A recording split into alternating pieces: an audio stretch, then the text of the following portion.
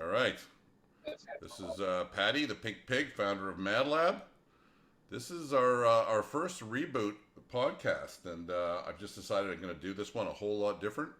I'm going to say whatever I want and hope whoever we're interviewing says whatever they want, whether it's good, bad, or ugly.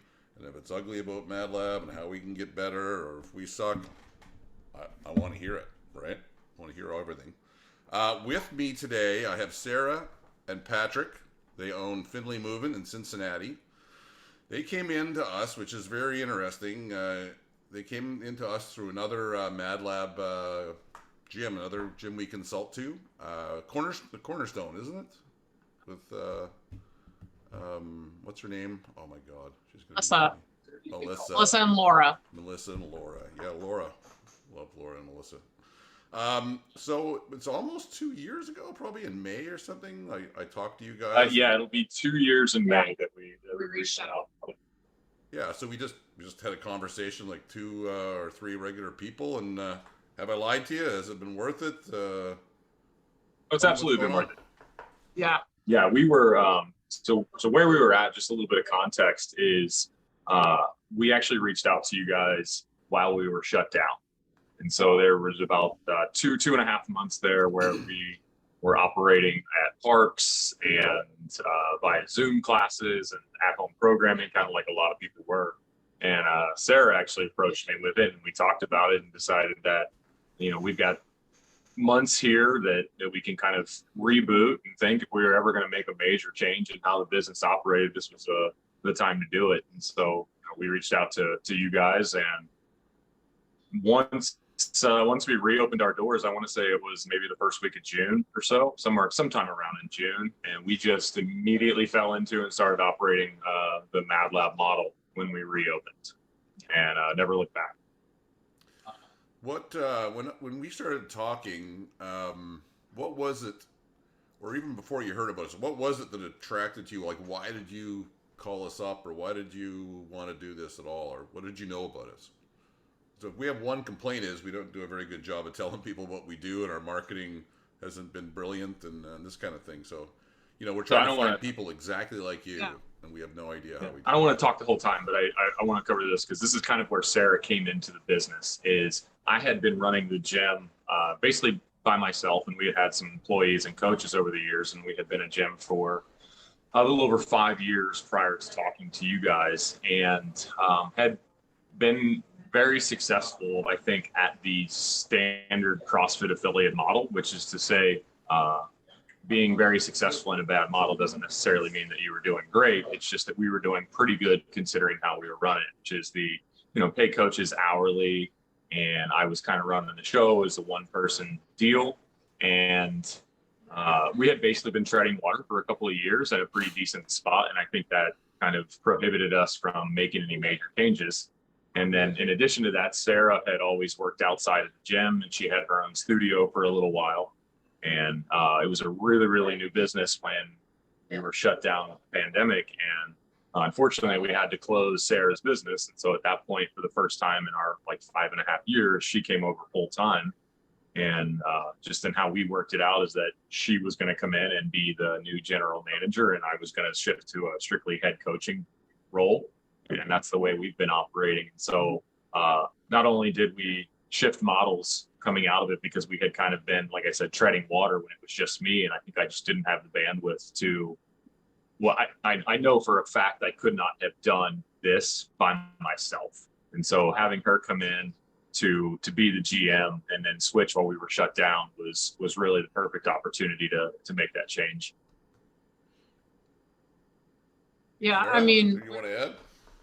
yeah, so with how I found you guys, or the reason what made me say, hey, I should reach out and set up a consultation was Melissa is a friend of mine, and when I would go and work out with her from time to time, and pre-COVID, she would talk about how just the prices of their membership, what they were charging, how coaches were responsible for members and making a livable wage for themselves.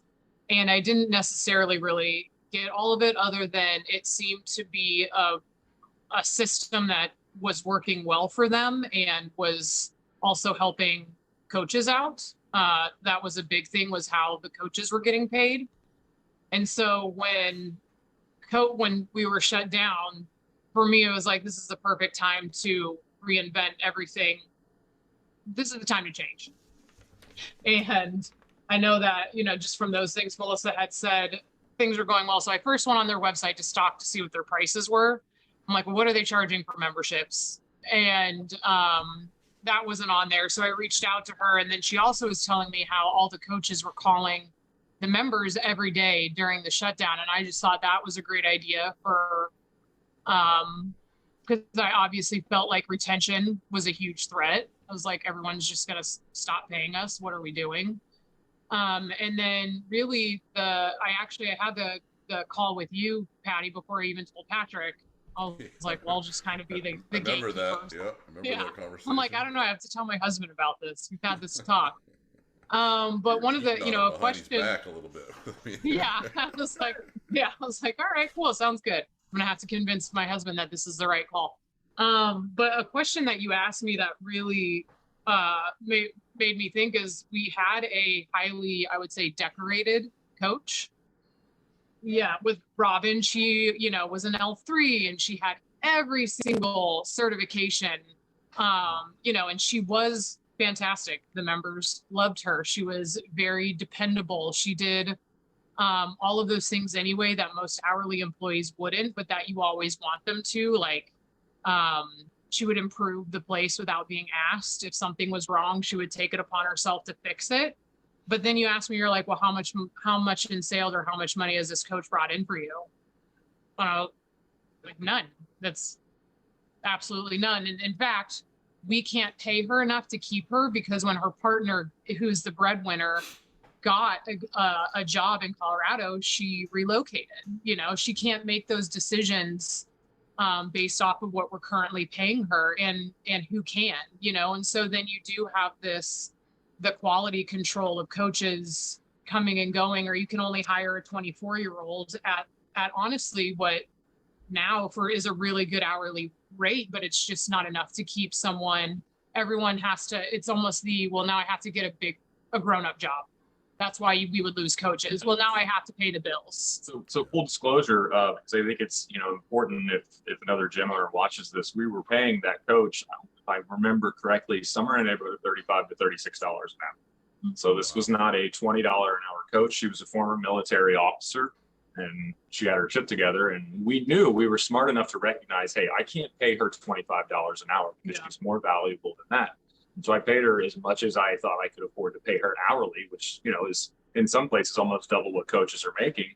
And when it came down to, like Sarah said, her partner got another job in another city. It just was not even a question of, I can't stay here even for a $36 an hour job if I'm coaching 18 classes. Like, it's just not going to do the math.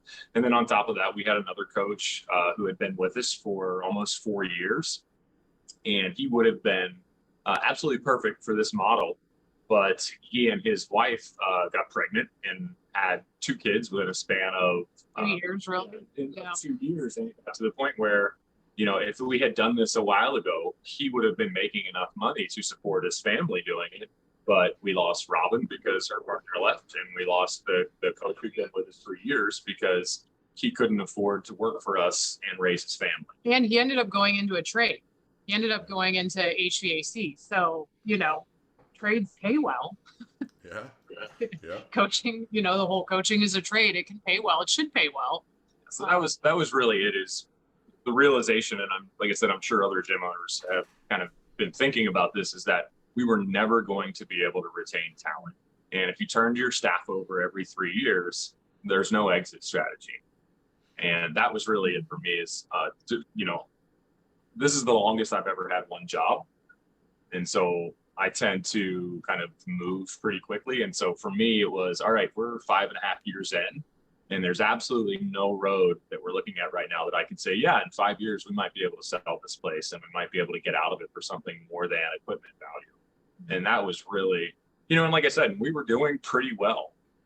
We, constantly had new members. We were top of the market still for charging membership, and it just wasn't ever going to turn into anything. Can you, that's really interesting.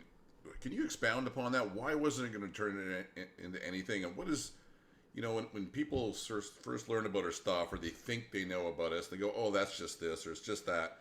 There's a fundamental difference there. And that makes a difference that a coach stay for life and make, what a tradesman would make and what a good journeyman tradesman would like, and there's no chance. What can you sort of expound upon why is it that way, or how is it that way? I know for me, I think the biggest thing that I've learned is learning what I didn't know. And so, I came into owning a gym, having almost 10 years in the military, 7 of those in officers. So I was pretty used to running organizations and, at times having 200-300 people who worked for me. But running an organization logistically and training wise, and having it not be a for-profit based organization, is an entirely different animal. And I had all the confidence in the world that I can run a tight ship and training and all of that. And eventually what you realize is that is an entirely different skill set than being business minded and thinking about the bottom line. And I had, no idea really how to go about correcting those things. So Sarah, if you're a coach in this thing and you're looking at, okay, let's take a look at your coach that you guys loved, and you're paying her $36 an hour. Why is it that she could never make enough money, and yet in the system you got now, you can? You can explain it to people. It's not a test. Hey, there's a written test at the end of this. No, it's kind of like people have a hard time wrapping their heads around it until they get in and learn for 6 months. Yes. Well, 36 an hour isn't bad per se, but the amount of floor hours you would have to work in order to make a living at it isn't a great way to live.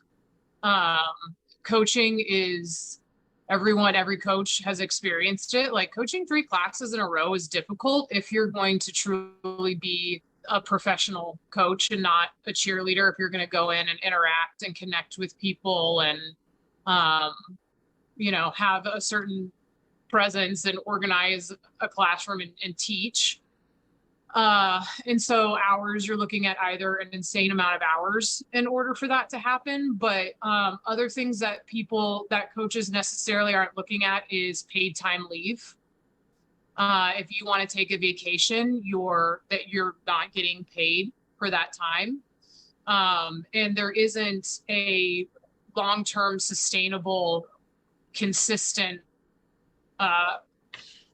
way to have that for you, basically, as a coach.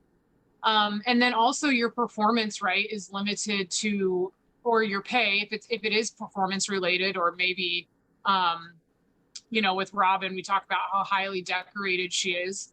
I mean, I kid you not, you're probably looking at, if you look at all those certs that are $500 to $1,000, you're looking at like 8 to 15 grand. And you keep getting all these certifications and then going to your boss and you're nickeling and diming for, a couple of 50 cents a year, or, an hour. And so you have all of this investment in your education, but that's really not where you're getting compensated for it.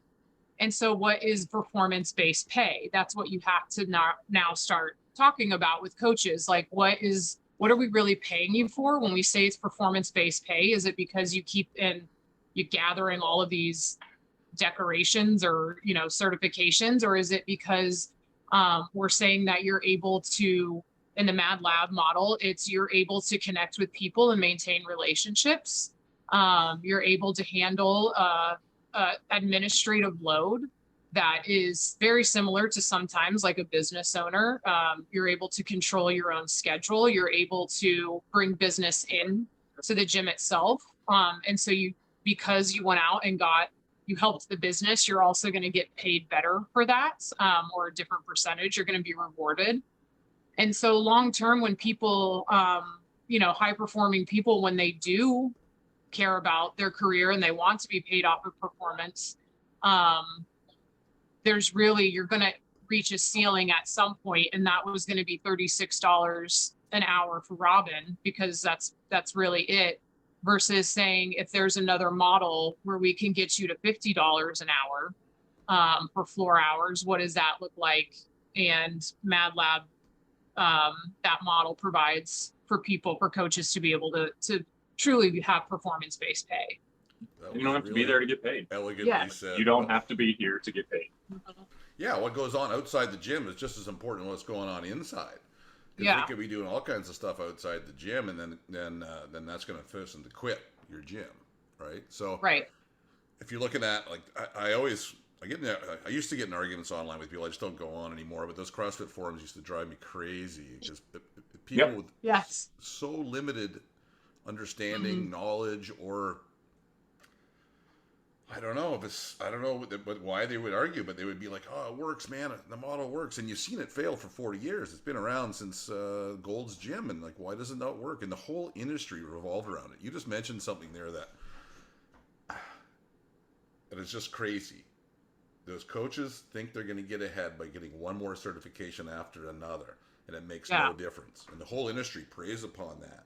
You know, the whole industry is making their money off of these certs. You know, and there's nobody out there teaching them, hey, you need to learn how to make money, and there's got to be a model that allows them to make money. So that was really elegantly said. Have you guys ever figured out your dollar per coach hour, or had any of your coaches or yourselves figure that, what that number actually looks like? Because just to be clear, we don't pay anybody by the hour. When Sarah said, like, get up to 50. Yeah, that works out to coach and floor hour. No, I don't know if I have.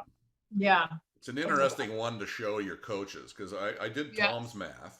I did Tom's math like during the pandemic at his lowest point. He had still had 60 clients, and his average dollar per hour on the floor was over $100, right? Yeah. Mm-hmm. And then so now I kind of want you guys to so now you can see how it works for the coach. Why does it work for the client? The client gets way more personalized attention than ever before. I mean, it's very CrossFit, or, you know, this model of gym is very relationally, you know, we know that it works because of the community. It's a group of people who've decided they don't want to do this alone. And they like accountability, they like community, and they like coaching. They also like that. And some of the complaints that you get from affiliates, from members who have been around for a while, is they don't get coached as much, right? Because all the new people are coming in, you know what you're doing, you know your weights. So they don't get the same amount of attention. A lot of it is competition, performance leaderboard. That is how a client that's really all, or a member, that's really all they know how to look as successful is, are they climbing the leaderboard and did they have a good time? Versus having a coach that is being able to help them. Everyone talks about scaling and how important it is, but it's teaching. Coaches are able to teach all of the members a fair level of autonomy, which makes the individual far more confident. Because we as adults, we like autonomy. We like to know what we're doing. We don't like to know that we have a way to measure progress and growth. We want to know how to do that. That is important for us to have, so we can measure success and see that things are working, because we are about a measurable data, right? Repeatable outcomes. And the coaches are able to establish those relationships with the individual members. And so the members benefit because they have someone that is constantly making those edits to what seems cookie cutter model, but it's not. It's very one-on-one. It's very designer almost. And that relationship is there, and that ongoing coaching that they have with someone who really knows them for a very long amount of time. Before this, I mean, I love everyone a lot, but there would be times where like weeks would go by and be like, oh my God, I haven't seen that person. Where are they? Yeah, and then you do this like massive like roll call, all of a sudden this panic roll call with all the people that you haven't seen. And now it's all of the members have their coach that's looking out for them. And so everyone gets the same amount of coaching, whether you've been here 5 years or 8 months. Yeah. So Patrick, I'm gonna keep it on the client for a minute. There was an opportunity to go to the owner. Like, what's the benefit for the owner? Let's get to that last. Is you know, that's I think it's just really peace of mind at the end of the day. But so for the client, this system, it's subtle and it works in subtle ways, but somehow. Yeah. So I think I know where you're go going. there. Yeah. And I can tell you that as someone who coached in an affiliate prior to owning one for a little while and then owning one for a while, the first month and a half is an extremely important time for that new member to get their feet under them and feel comfortable there. And for the first probably 3.5 years that we were open, we ran the standard 3 to 5 person foundation class with one coach, and they would meet 5 times. And basically you touched every movement once. And when you got to class, your learning process really, really continued, but basically started there, because 5 foundations with multiple people, you can't learn anything. You can be introduced to something, but if you're not already an athlete, you're not learning anything. And so we already knew that model wasn't sufficient.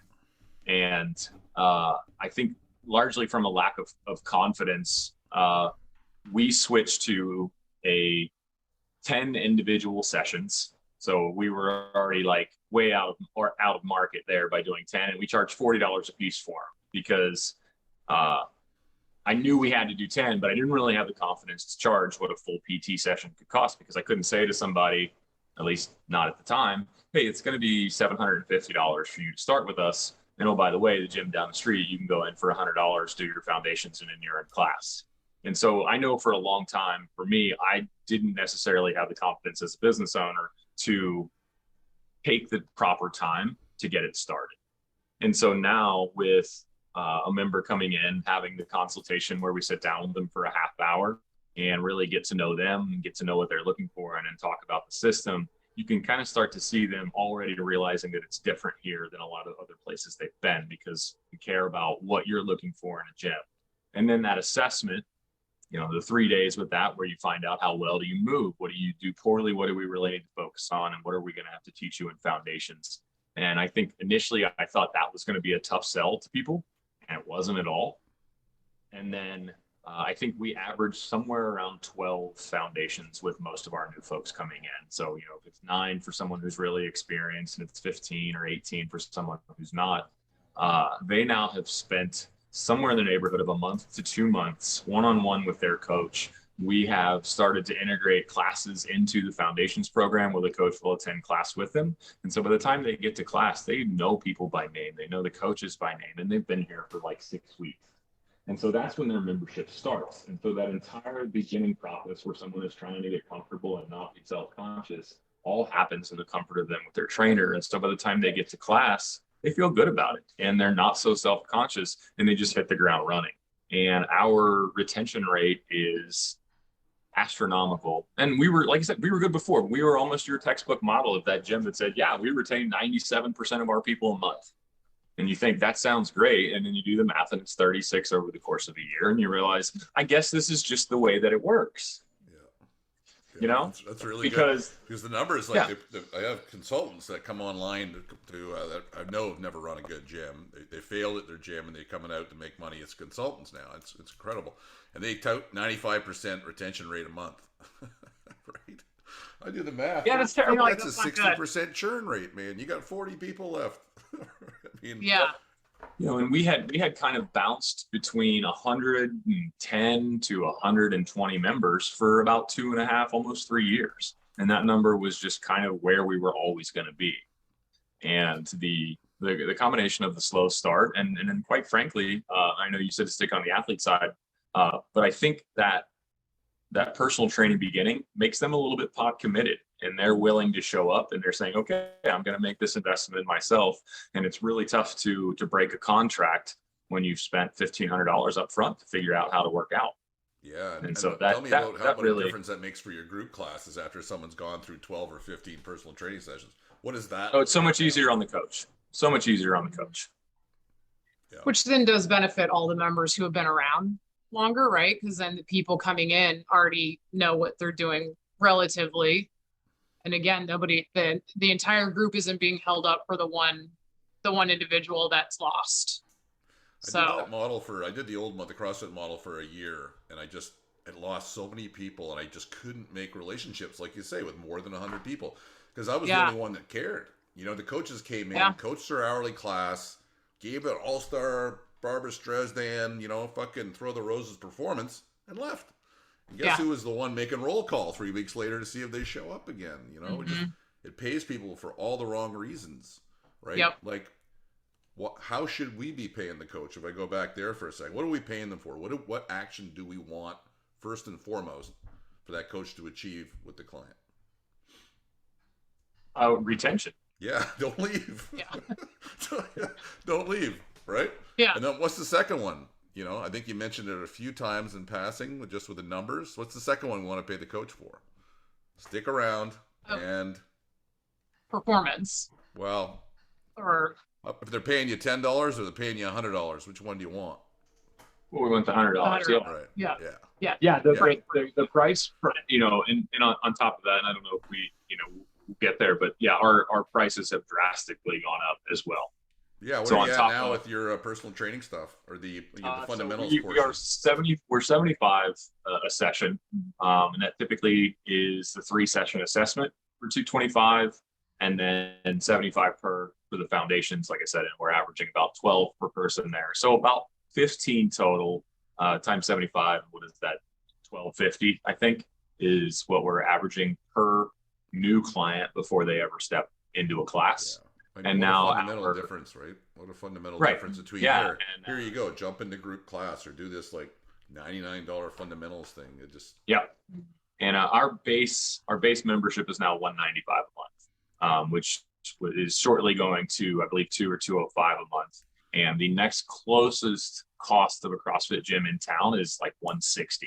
So we are significantly above anybody else in the market, and we have basically used that to say, all restaurants that you go to use the same ingredients. right. And the food that they prepare comes out drastically different. And so if you want McDonald's, you can go to McDonald's. But that's not what we are. And, the important part of that is that you are good and that you're worth it. Because I had looked into, I want to say we opened in January of 15, and in 2016, I think I read, or 2015, the Two Brain Business book, and looked into that and thought, this sounds great, but there's no way this market supports those prices, and there's no way anybody's going to pay that. And it just came down to, I was a new business owner, terrified for clients, as many of us often are. And I didn't have the confidence in the product to say, this is what we're going to charge, and no matter what, and you're either going to like it or you're not. You're going to work with people who are ready to pay that. And we just got to a point where eventually that was the decision to make. And you realize once you get on the other side of it that should have done this years ago. Well, it is. I mean, it's the industry is the one who their competition is like to find the bottom.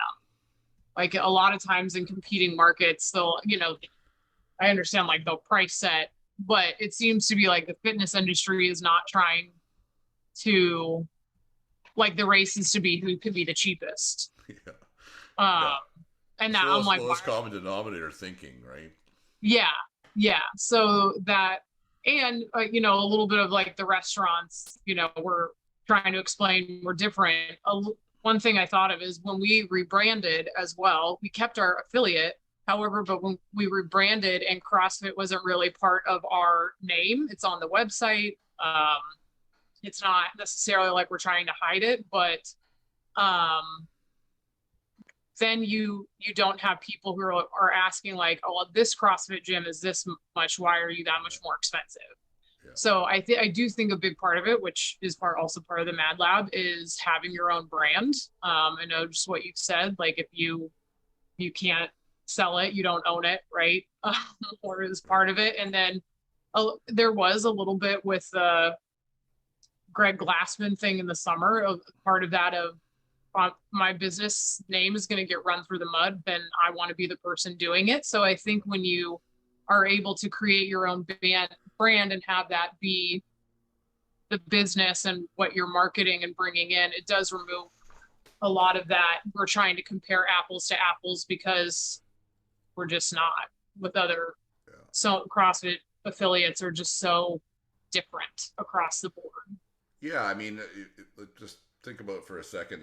Like I know when I started, CrossFit was nothing. It was 2004. There was 2 or 3 of us, and Greg would sleep in my bed, and I'd sleep on the couch when he came up here, and he was broke, living in a 1-bedroom rented house, and I watched how it went from a grassroots movement that was open source and non-for-profit really into how you make money with the thing, and then what it becomes I need to sell 2-day certs, an affiliate license. The L1 was the bank that made all the money. I mean, his only reason for living was to focus all of his energy,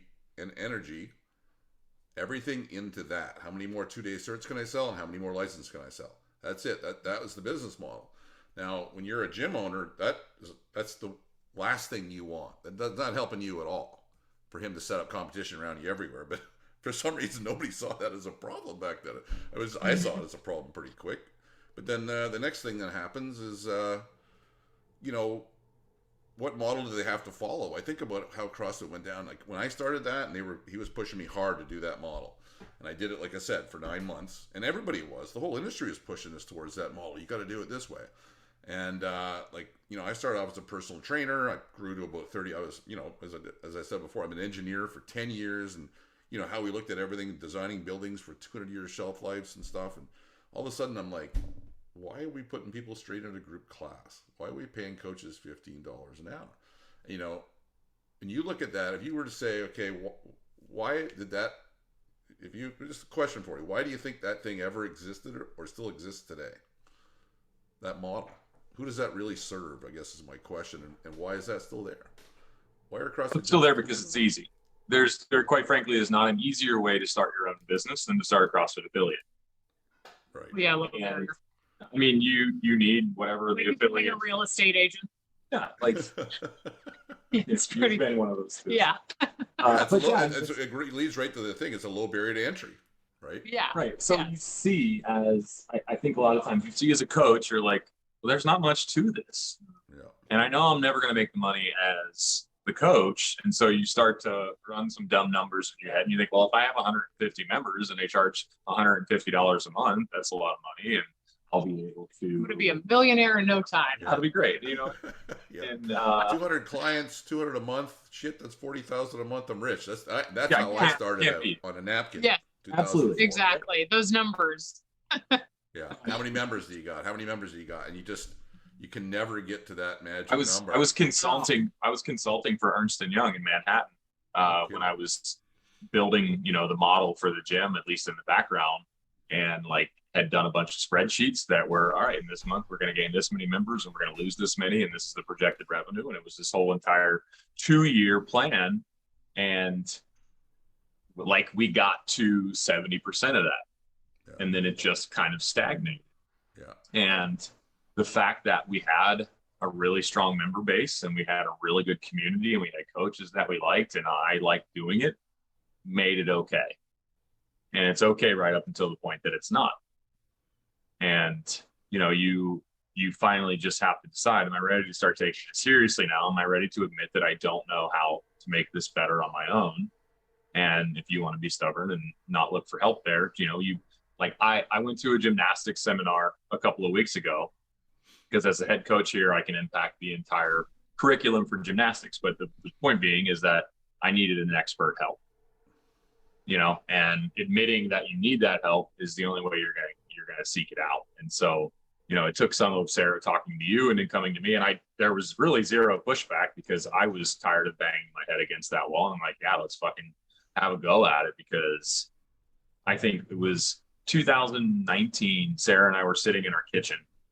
This is when I was running the gym myself and she had her own place. And we looked at each other and had a moment where we said, look, if in 5 years we're still doing this and it feels this way, we're quitting. And I don't care where we're at in life, because this isn't it. And it's an industry that we love. Sarah and I are both extremely passionate about fitness and extremely passionate about helping people. But it comes to a point where I'm not going to sacrifice our family's well-being for it. And I say all that again, and I feel like it needs reiterating. We were doing well in the previous model. Right. And you were told you were doing well, and nobody's doing better around you. So it's like, okay. Yeah. You know what I really noticed? The people that thrive in our model and the people that don't is something you just said there. It's the easiest thing ever to get started. So the people that's designed for, or I love everybody. I really do. But it's set up for the lowest common denominator. Boom, right? You're in business right away. You should be making money right away. And you'll fast forward to what's going on in the fitness industry now. Look at the F45s and Orange Theories and spin classes. Someone buys a franchise. They pre-sell 400 members. How in the fuck are they going to take on 400 members? At once. At once. At once. Yeah. The coaches have no training. No. I mean, if I had 6 coaches that have been around for 5 years and learned how to build a book of business of 50 people each, I still wouldn't take that 400. You know what I mean? I would take on a really quick anecdote right about that. There's an Orange Theory around here that their head coach is one of our long-term members. She's been a member here for 6 years now, and she's the head coach at Orange Theory.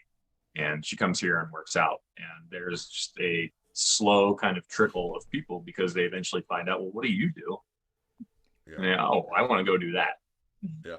And, people will realize eventually, and I think it was 7 months that we looked up one time at Orange Theory plans to have people that, like, this is not fitness, and this is not community, and this is not ever going to get me anywhere. No, I mean, the whole thing is built. I know people that sell franchises, and I've been approached by separate franchises to try and put our model into their thing. They make more money selling franchises than they do anything else. It's all about selling franchises. The same as Greg with CrossFit was about selling 2-day certs and licenses. That whole business, its whole reason for being, is to suck money out of for branding and all that fucking cool stuff. Suck people up into it and pay the coaches the same thing, a little hourly wage. The business owner is going to pay all this money for the franchise, so he's on the hook hard more than CrossFit, right?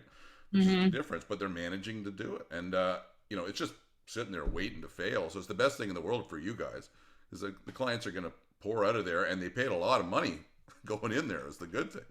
Right? Yeah. But, if I can say one thing, it's been a hard road for me with teaching gym owners. And I think the hardest road for us was finding the right people and finding competent people like yourselves who get that, hey, this is not about day 1 here. This is about day 10,000, right? Yeah. So if you could go back and change one thing or 2 things or 3 things, just think about that for a minute, from when you started to what you know now. Like you said something a little while ago. We started the gym, or when we started with you guys? Started the gym.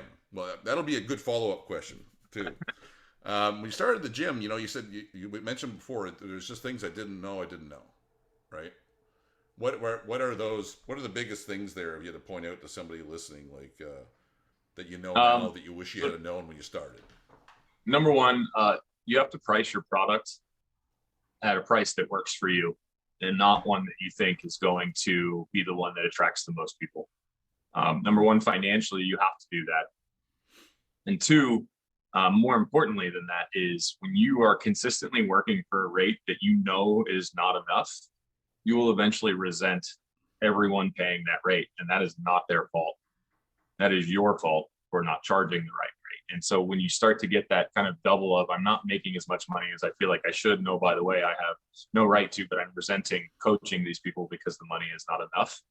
So it would definitely, like, one of the things that would change from the beginning would be charging a higher rate for classes, just saying, look, we're quality, we're the premium facility down here, this is what we cost. And then definitely the intake model. That is 100% the number one. I guess I probably should have mentioned that first, but that would be the first thing we would probably change, is the process for getting into class and a reoccurring membership. And just describe briefly that process, the one you used to have. I know you mentioned it before. We had a foundations class that we would start when we had 3 to 5 people doing it. There would be one instructor doing it, and it was 5 classes long, so 5 hours total. And it was essentially, let's introduce you to the movements you will be doing, on a somewhat regular basis. And I think we charged $150 or $100 for that for the week. And like I said, and then now it's 12 to 15 sessions at $75 a piece. And in addition to being better financially for the gym, the coach's job is easier. Members stay around longer. They're more confident when they get into class. So I think that probably would have had the biggest impact on anything. And I say that all knowing that prior to Madlab, the thing that we got really, really right, not necessarily from a business perspective, but was the coaching perspective. We have always been top of the market in our product. And it just took a little bit of assurance, basically, and guidance from you guys to get over that final hump and value what we did enough and be confident enough to start the process slowly enough. Sarah, that's awesome, by the way. I like those. Yeah, I think you are right. You start doing the personal training. You start actually differentiating yourself for your market. You start getting confidence. It's all about self-esteem and confidence to ask for top dollar. And if you're putting people straight into a group class or doing the little, the fundamentals thing, and everybody else is doing the exact same thing, it's a little difficult to separate yourself even in your own mind, right? Yeah. Yeah. And yeah, that leads to, like, let me ask you a question. Why did you do it that way to begin with? Because that's the way I had seen it done. Right. And like I said, it comes back to the lowest, like, how hard is it to start a CrossFit gym? Right. It's not. As long as you can figure out a commercial lease and, write a couple of checks, you're in. Well, because you do, like, an affiliate owner is either a coach or a member who becomes a coach. It's like, there are people who maybe aren't into fitness that own an Orange Theory franchise, but this model, or definitely CrossFit, is a participant. And so you have this wonderful experience. And so therefore, because of how it feels, it's so great. It's been life-changing, all of these benefits. Then you just stick to whatever's been shown because you're like, well, I'll just be able to replicate what I've experienced. And then, the industry isn't talking about anything as far as how to make a career out of it. Yeah. That is one thing, like, you don't, I don't ever hear anyone like the Morning Chalk Up or anyone talking about, and then this 10-year affiliates was sold for 1.2 million. There's not any business side of things, or here's a coach that makes a 6-figure salary and this is how you do it. It's just like the blind leading the blind, just because we've had warm fuzzies for our experience and not because there's sound business principles in it. Man, I love talking to you guys. I wish we were in a living room with a drink here. Let me. This is going really good here now. Let me just jump in with one interjection. There was a time in 2004, 5, 6, 7, I would give it. It was like a golden age, and there was a golden age in CrossFit before I got there. Kind of first started in 2001, and guys like Rob Wolf and Mike Rutherford, and there was all these fitness nuts that were on this board talking about fitness and how do you get fit, right? And they came up with something that was truly remarkable. I think still is. I mean, I think our programming has changed a lot, and our look at the code for fitness has changed a lot, and it's become something that's more sustainable. But if you wanted to get fit fast and hard, man, it would do that. If you wanted to keep on doing it for 5 years, you got to change it. I mean, that's simply it. But I'm telling you, it was, I remember sitting down with Greg and Lauren in Santa Cruz in like 2004 with my two business partners, as I didn't have enough confidence to do it myself. And we'd done the napkin math and we were charging out into this thing. And, we hung out there, and I'd met Greg and we'd sit down and talk for 7 hours in a row. It was brilliant. And exactly what we talked about, the experiences we have, the people we were meeting. It was like a fucking skunk works brain trust. And then one day, Greg decided, oh man, I have to trademark this thing. I got to protect this thing. And it got ossified. Everything stopped right there in about 2006 or 7. I used to have a 25-mile radius, and it had basically had the rights to all of Canada. All of that came to a crashing end, and it turned into a 2-day cert and business and licenses where anybody could sign up, and it just fundamentally shifted the whole thing to, you get to 2009, 10, 11, anybody that opened up, 100 people will come in that first month. Now you got 100 people coming in, right? Now you need coaches, and that level 1 cert flies, and like you just said, but through the intake process was designed around 100 new people a month, right? That's where the whole business model shifted. I couldn't talk to Greg out of it. I just, I've never told this in public, but they offered me $20,000 US a month to basically do nothing but keep my mouth shut in 2012, because I was like, guys, this is not going to end well. You know what I mean? All these people are, and maybe I'm stupid. I should have just taken the money and tried to do it from the inside. You know what I mean? Like, I have an environmentalist friend that works for Shell. So Pat, let me ask you this question, because I've kind of had this question for a long time, and I think you may be uniquely positioned to have some insight for it. I kind of always, because I've thought about the affiliate model and what Greg has been trying to do, and when he takes on Coke and he takes on the AHA and all these things, and I was trying to basically decide if I thought that his process was, as long as we get a ton of people doing this, like CrossFit, even when done poorly, will get people to health. And how much of it was like, I got to expand this business so that I can make money, versus like, I know we're going to expand super quickly and the quality's not going to be perfect, but even all of this stuff done poorly is better than what the rest of the fitness industry is doing. Yeah, I think that was all bullshit. You know what I mean? Do you? Like, nobody was more surprised by the success and the pounding of this thing than Greg was. I'll do a podcast with Rob Wolf pretty soon. Like, we kept all this stuff to ourselves for so long, it kind of ate away at my soul. And I haven't said it because, I got sued, and then we got trolls like the Russells on me, and, even breathing this stuff, you got murdered for it. And Rob started way before me. Rob Wolf's the toughest kid I've ever met.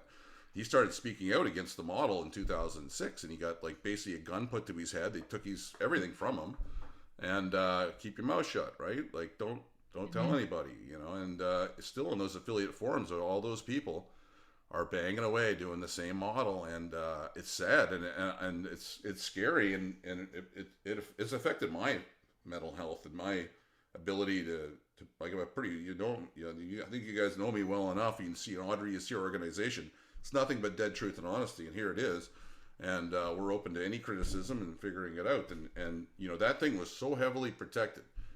They were not in, like, I guess the final point I wanted to make there was just a commitment to excellence, and Greg used to talk about that all the time.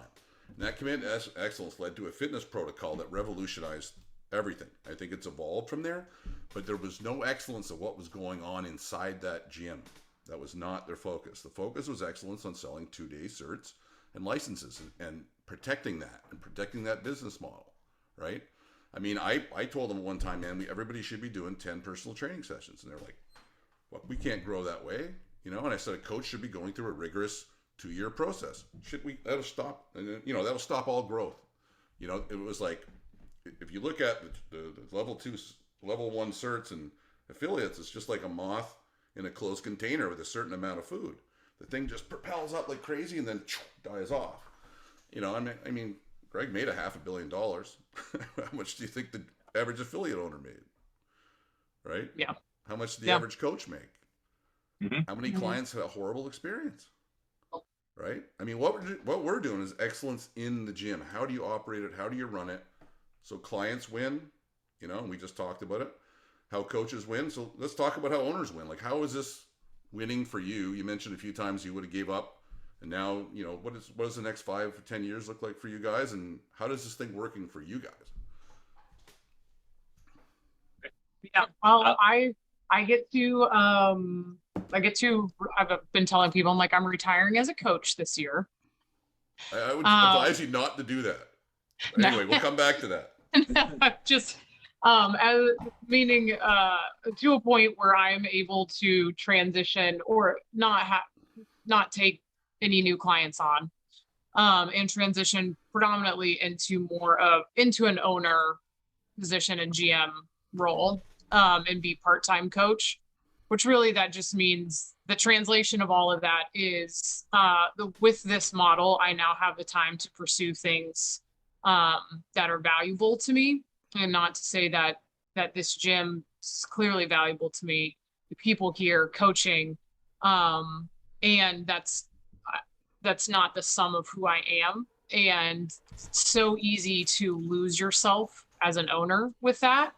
And to just think that your whole life is work, or your whole identity is the gym. And then you really stop setting other goals outside of it, or developing yourself even as a human outside of your business in the gym. And just because you have limited bandwidth, and a lot of times it's survival mode. And when you can get to a point where now it's, I'm pretty sure it's called leisure time. Hobbies, do other hobbies, sports, going on vacation. Yes, vacations, things like that. That has shifted drastically to a not really seeing. I think we went on like 4 or 5 vacations last year. Yeah, 4 or 5 vacations last year. This year we're planning on taking an entire month off. We're going to be very European and take the entire month of August off. Before starting this, there's no way ever would you think about doing it. Or even if you thought maybe you had some good coaching people, you would still be like, well, I have to be on call if the toilet breaks, or, I need to be able to handle this billing problem because something's going to happen with a member's billing, or they're going to not like the answer the coach gave them, so they're probably going to reach out to me. You can't really step away before. And with coaches really being able to be coaches, the owner is able to then step back and either what Patrick was saying, you're really able to develop and expand business, build relationships. It's not just everything on the floor and inside of these 4 walls. And then again, there is that work-life balance that I know that it's not just to this industry, but not many business owners really get to experience that. It's great because the only thing worse than having employees is being one. But you have to be able to have your own time. I think that's so important. Yeah, some of the tangible differences, and this is going to sound crazy likely to a lot of the owners if they watch this, but now is just how we operate. When a lead comes in, either walks in the door or sends an email, reaches out by a voicemail, Sarah and I don't talk to them at all. We literally post in our Slack thread with our coaches and say, John Smith just reached out, or Susie, whoever, and here's their contact info, make it happen.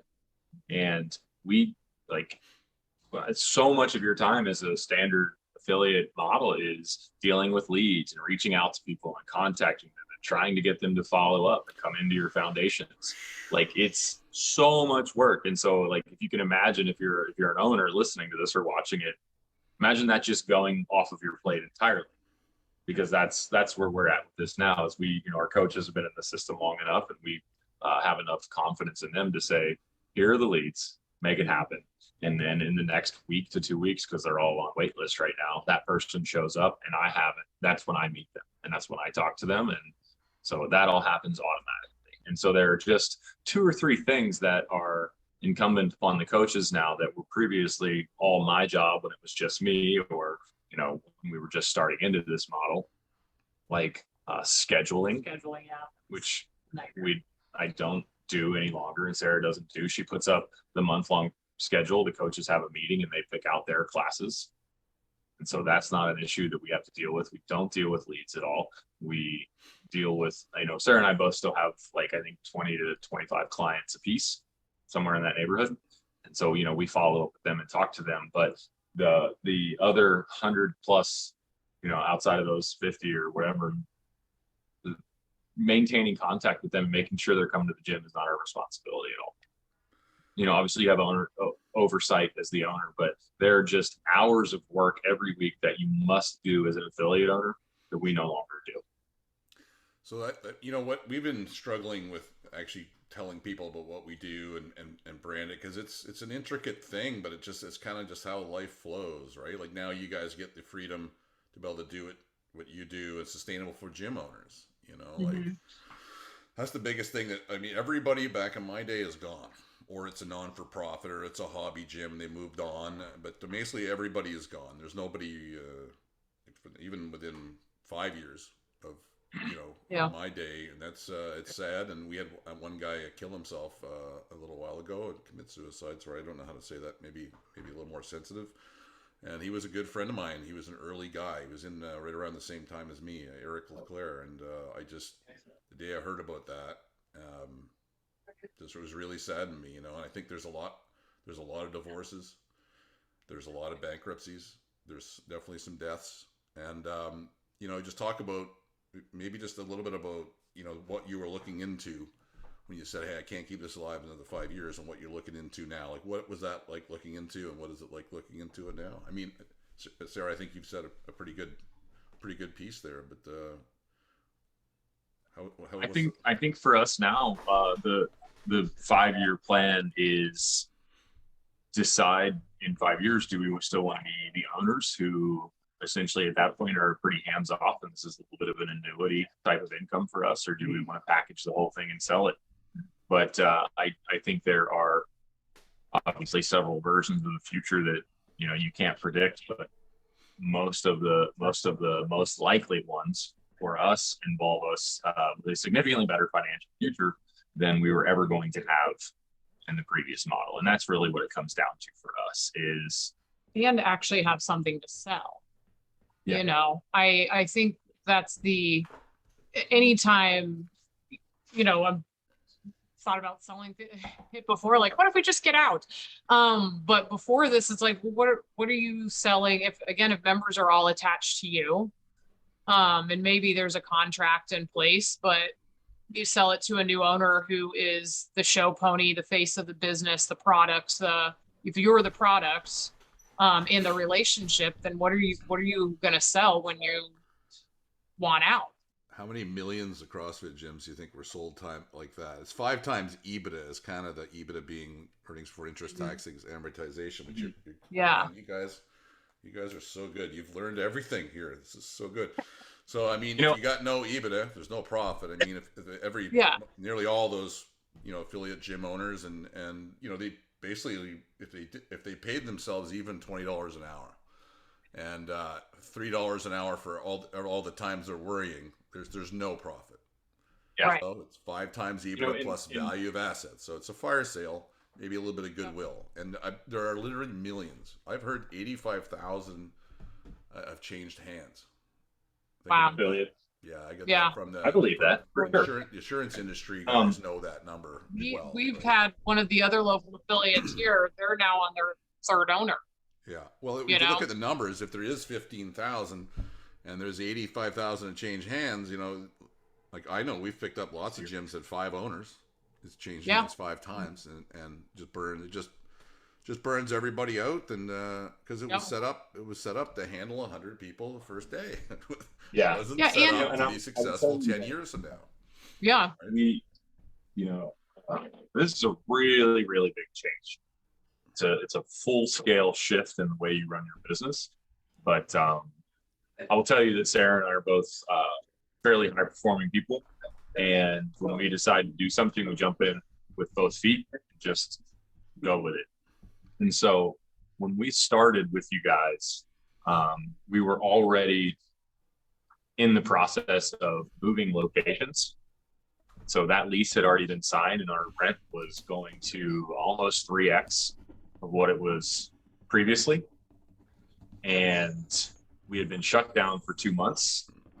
And not only that, but we lost both of those, our 2 most senior coaches, and which kind of drove the change. So when we switched to Madlab and started working with you guys, we had assumed a rent that went up by 3x. We started out with an entirely new coaching staff, and not only new coaching staff, but 3 new people who had never coached CrossFit before. It was the most inexperienced staff we had ever had. And so, I can see it. uh, I can see yeah. it. So on top of us, like the stress of, wow, we had already signed this lease prior to the pandemic. That horse had left the farm. We're moving. Yeah. Our cost of of operating is going up significantly. And so we really had no choice other than to say, if we're going to do this and we're going to work with you guys, we're going to just bank on that and say, all right, if we're willing to pay someone to help us do this, we're going to do every single thing that they tell us to do and bank on that that's going to work. And that's literally what we have done is, Audrey is our coach and she's outstanding. You know that. Coolest chick in the world. But like on top of trying to develop coaches, learn the system, move to a new location, all by the way, during a pandemic, like that's about as hard of a time as I think it could have possibly been for us to switch over. And we did it right in the middle of all that. And I think it was like a year in that Audrey's like, well, normally we like to tell people only to start with one coach at a time. And so I think we took about the hardest possible route to getting here. And it's literally just been following what you guys told us to do. And we had more revenue in 2021 than we did in 2019 and 2020 combined. Wow. During the shitty time that we've been going through. During Yeah. Yeah. Okay, I got a couple of we're getting to the hour mark. You guys, you've inspired me to keep on going. For me, there's two things here. One, I encourage you to keep your 25 to 30 clients. Keep your toe in the game. You can go and do ballet and surf and fucking do whatever. I from 2007 to 2013 was the happiest time of my life. And during that, I got a cease and desist from the city for over 2 years. That's how we had to become a school. It was like an inception story to you being here. I had 50 or 60 clients. I didn't have hybrid memberships at the time we didn't know about it. And I wouldn't have been able to keep 60 clients if I had hybrid memberships anyway, because you just wouldn't be able to do it. But I made, from my 50, 60 clients, I'd make $10,000 a month just as a coach. And I kept my foot in the business. And all I did was coach 3 classes a week. But I knew exactly what was going on everywhere. And I kept my fingertip on the button with every coach and what was going on from them. And I could run that business. And I tell you, if I can go back to 2012 and take Greg Glassman's $20,000 US a month and make my $250 as the gym owner and coach, I'd be rich and done by now. You wouldn't be talking to me. I'd be surfing. You know what I mean? With my son and wife on the beach. Somehow the world wouldn't let me do it. Audrey told me she'd divorce me if I did take the money. But I don't blame her for that. Anyway, that's my one piece of advice. If you want to sell, right? Yeah. You need to groom that person for at least a year, maybe 2, right? There's someone. We're planning for 2 to 3. Yeah. Minimum. Yeah, and I mean, if you groom that person and they become, I've groomed Tom. Tom groomed himself, really. And I just fought way through every barrier till I couldn't ignore him. And we have a profit sharing agreement. Some people don't want to take on that risk of ownership, or it costs too much. So I have a profit share agreement, and all I ever worry about now is him and Audrey and Elise. Right? I have coaches that have been there for 4 of them have been there for more than 13 years. My oldest coach now is in his 50s. And, there's a shelf life too for that. Like, one guy's got arthritis and a bad feet from standing up for 20 years coaching.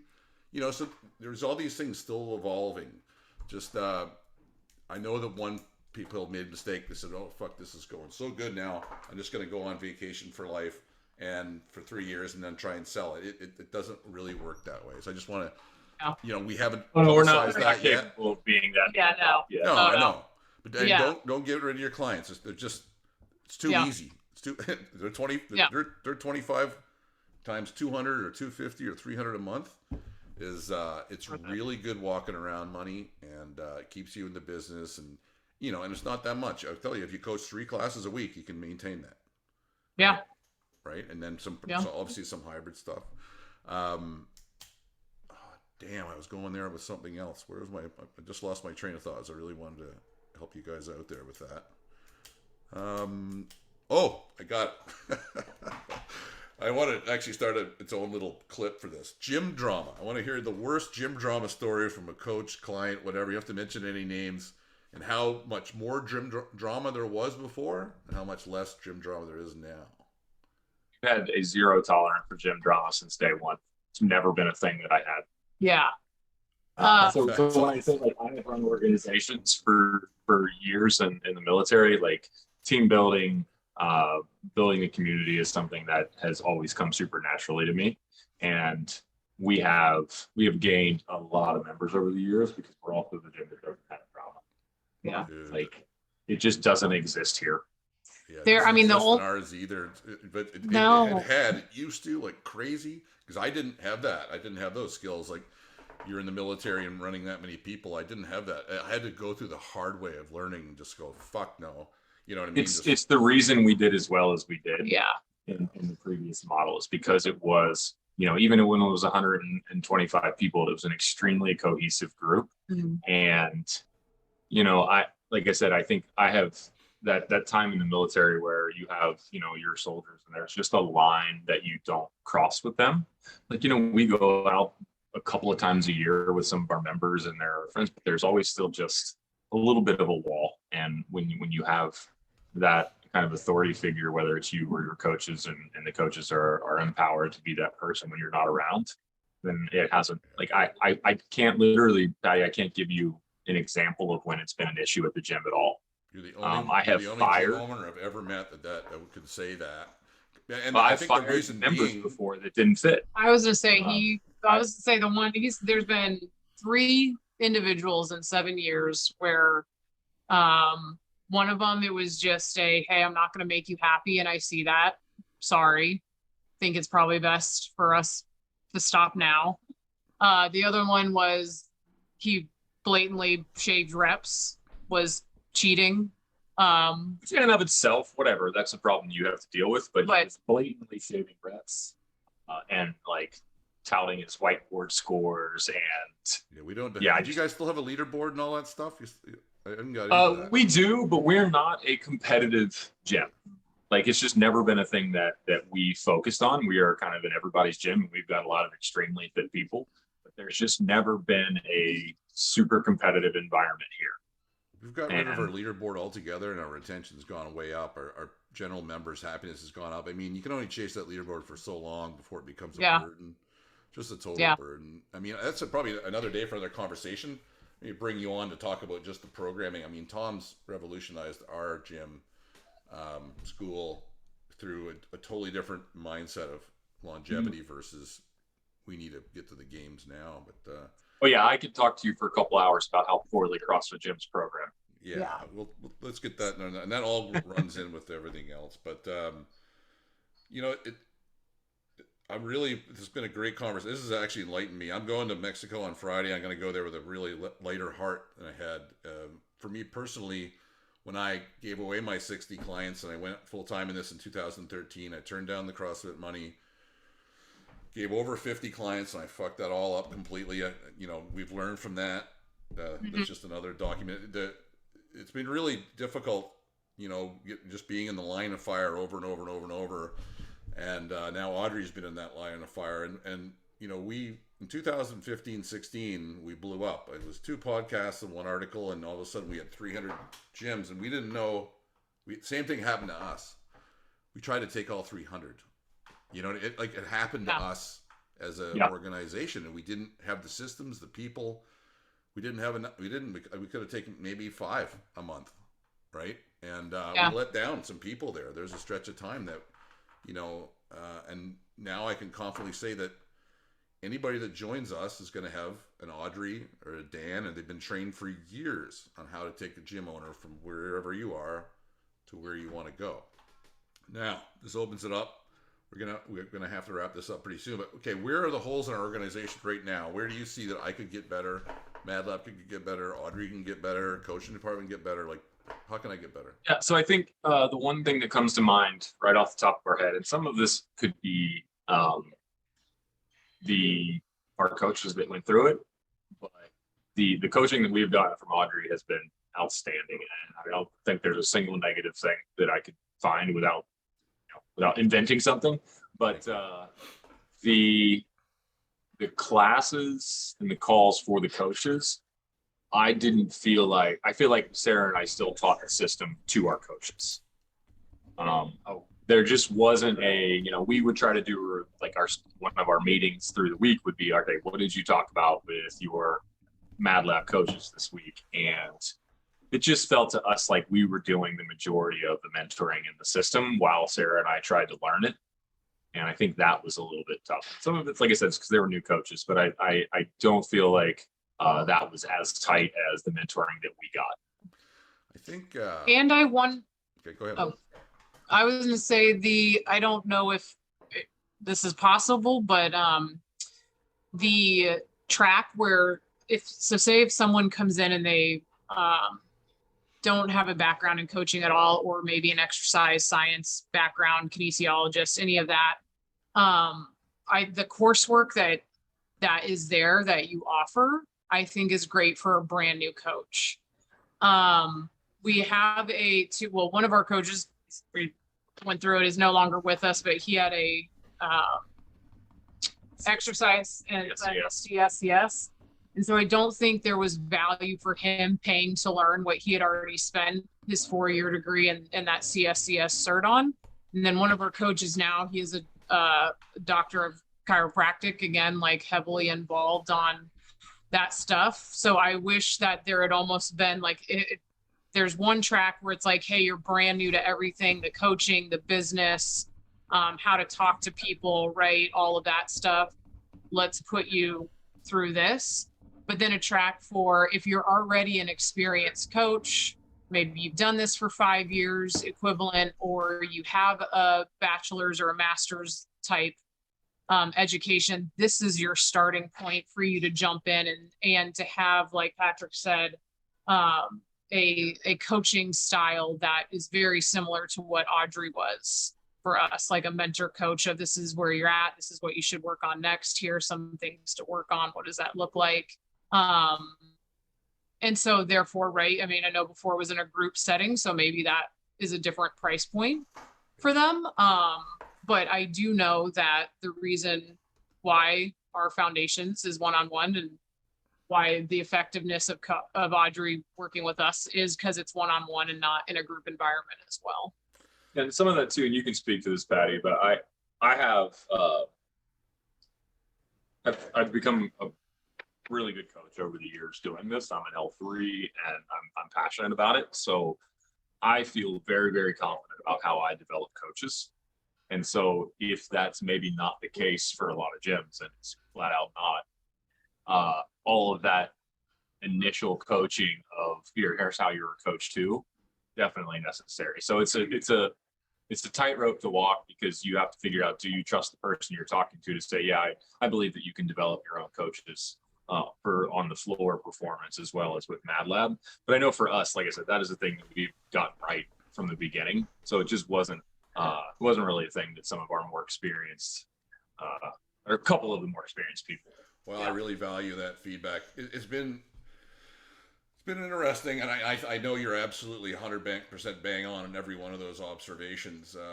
If I go back to 2013, 12, I took 7 gyms, and I just mentored them as best I could with whatever tools I had, and then we expanded a little bit, and the next year we did 33, and we learned from it, and then we did 55 in 2014 or 15, and then in 2016 when it blew up, we kind of.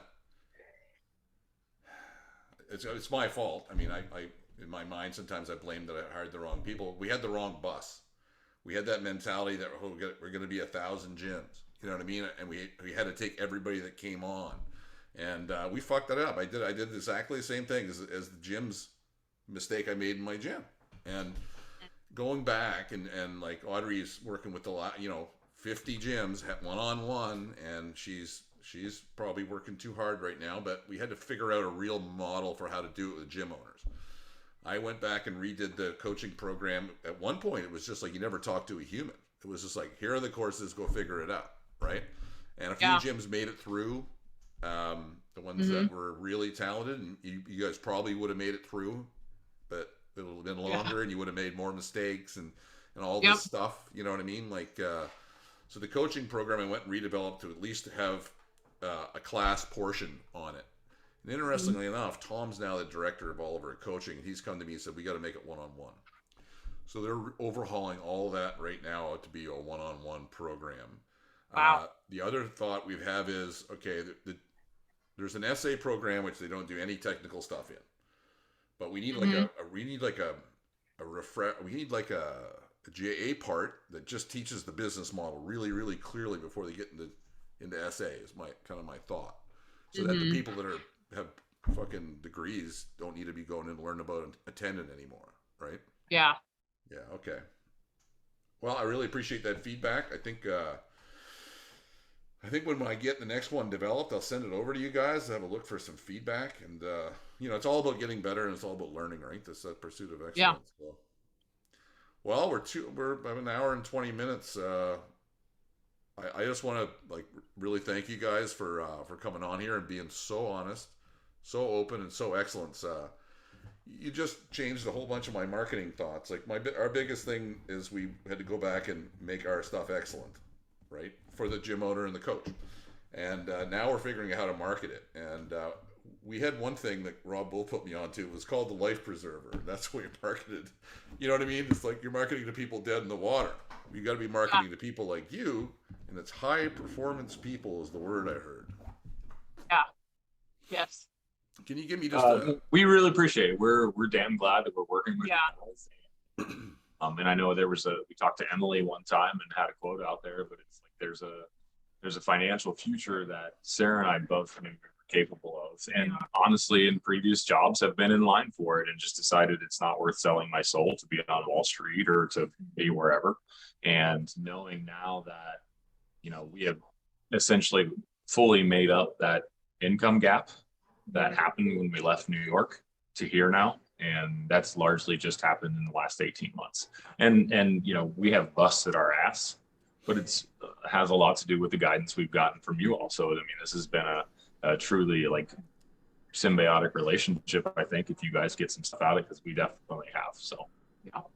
Well, I'll tell you, if I could find 50 more like you, I wouldn't have a single worry in the world anymore. If I had a worry after that, it's just like, hey, you're some kind of a manic depressive or something, and that's okay. Go get, or you're an alcoholic, go get help. Because we've been sitting here trying to figure out how to really help the gym owners, and it's if I had kept my 60 members and just because of my gym, I wouldn't, Yeah. So believe in your fucking self. Say again, sorry. Believe in your fucking self. Yeah. 100%. You got to believe. All right, guys. Thank you very much. I just feel like we could just open up any other subject and we would just get to the root of its essence of the thing. And agreed. That was that's the best podcast I've ever been a part of. So thanks a lot. I love you guys. Yeah. Awesome. Let's do it again. Coming to Cincinnati. Deal. Let's do it. Thanks, Patty. Bye-bye. Bye.